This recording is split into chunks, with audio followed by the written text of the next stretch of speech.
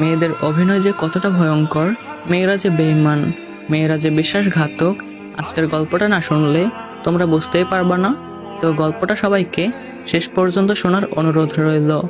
গল্পটা একটা সৌদি প্রবাসী ভাইয়াটা চোখে পানি নিয়ে বুকে পাথর চাপা দিয়ে এভাবেই বলতেছিল, ভাইয়া আমি 2023 সালের জানুয়ারি মাসে সৌদি আসি। সবকিছু ভালোই চলতেছিল, নতুন দেশ, নতুন মানুষ, নতুন জীবন, সবকিছু যেন স্বপ্নের মতোই লাগতেছিল। এক কথায় আমি যেন একটা খুশির জগতে হারিয়ে গেলাম। ভাইয়া আমি কখনো রিলেশন করি নাই, ইভেন কোনো মেয়ের সাথে কথা বলতেও আমার কেমন যেন লাগতো, কেমন যেন লজ্জা কাজ করতো। এজন্য কোনো মেয়ের সাথে কথা বলার চেষ্টাও করতাম না। কিন্তু এখানে আসার কিছু মাস পরেই একটা অচেনা নাম্বার থেকে একটা মেয়ে আমাকে নক করে। প্রথমে আমি তেমন পাত্তা দেই নাই, কারণ ওই যে বললাম আমি কোনো মেয়ের সাথে কথা বলতে কমফোর্ট ফিল করি না। কিন্তু মেয়েটা আমাকে একের পর এক মেসেজ করে যেত। একটা পর্যায়ে আমি কৌতূহল নিয়ে তার সাথে কথা বলতে শুরু করি, তার পরিচয় জানতে চাই। দেন সে আমাকে বলে সে নাকি আমার একটা আত্মীয়র বান্ধবী। আমি বিদেশ চলে আসার পরে আমার সিমটা আমার আম্মু ইউজ করতো, কিন্তু সেই নাম্বার দিয়ে আমি ইমো ইউজ করতাম। আমি জানতে চাইলাম যে নাম্বার কিভাবে পেলেন। সে আমাকে বলল যে আমার আম্মুর কাছ থেকে নাকি আমার আত্মীয় নাম্বার নিয়েছে এবং সেখান থেকে সে নিয়ে আমাকে নক করেছে। আমি কারণ জানতে চাইলাম।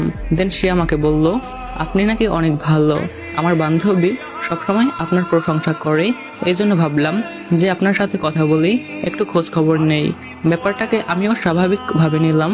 তো কয়েকদিন অল্প অল্প কথা বলার পরে সে আমাকে তার পার্সোনাল জিনিসগুলো বলতে শুরু করলো। তার আগে নাকি একটা রিলেশন ছিল, সে নাকি একটা ছেলেকে প্রচুর ভালোবাসতো, কিন্তু অজানা কোনো কারণে তাদের নাকি ব্রেকআপ হয়ে যায়।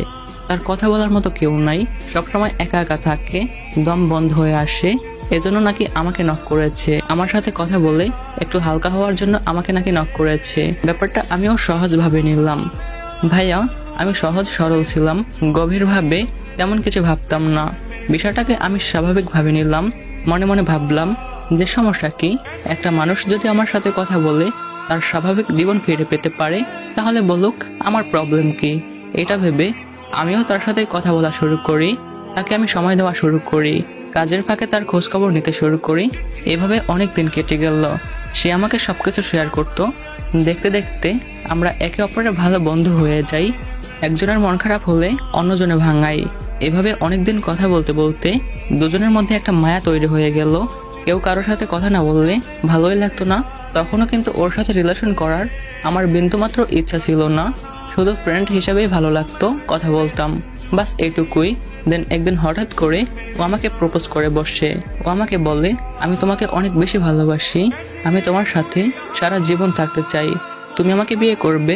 তার প্রতি আমার মায়া কাজ করলেও তার সাথে রিলেশন করার আমার কোনো ইচ্ছেই ছিল না, কারণ আমার বড় ভাই রিলেশন করে বিয়ে করেছে। এটা নিয়ে আমার ফ্যামিলিতে অনেক প্রবলেমও হয়েছে। আমার আম্মু আমাকে বলছে যে বাবা, তোর প্রতি আমার অনেক বিশ্বাস আছে, তুই আমাদের স্বপ্ন ভেঙে দিবি না। আমিও আমার আম্মুকে কথা দিয়েছিলাম যে আম্মু, আমি কথা দিলাম এমন কোনো কাজ করব না যাতে তোমরা কষ্ট পাও।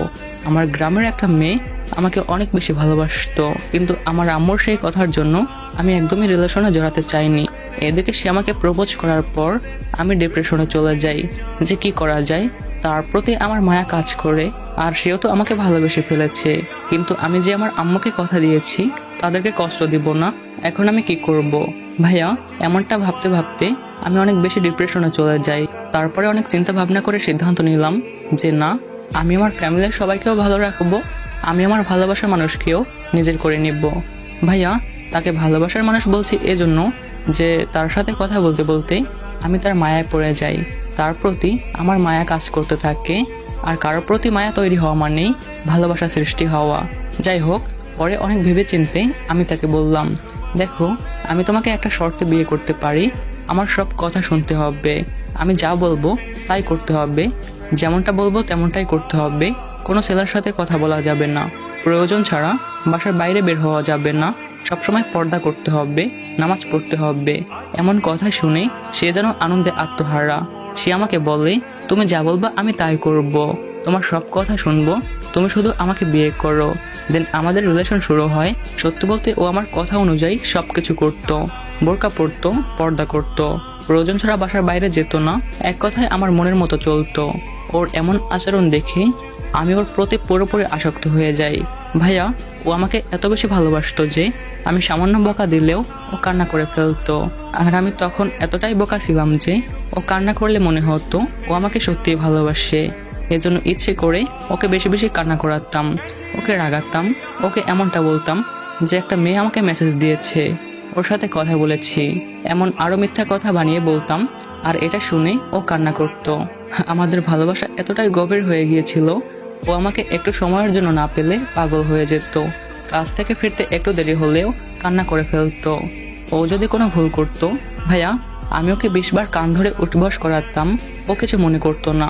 ও সবসময় হাসতো আর বলতো, তুমি যদি খুশি হও তাহলে আমি খুশি, তুমি যদি খুশি থাকো তাহলে তোমার জন্য আমি সব কিছু করতে পারি। ভালোই লাগতো ওকে, হৃদয়ের গভীরে ওকে জায়গা দিয়ে ফেললি। দেখতে দেখতে অনেকগুলো মাস কেটে যায়, সবকিছু খুব সুন্দরভাবে চলতেছিল।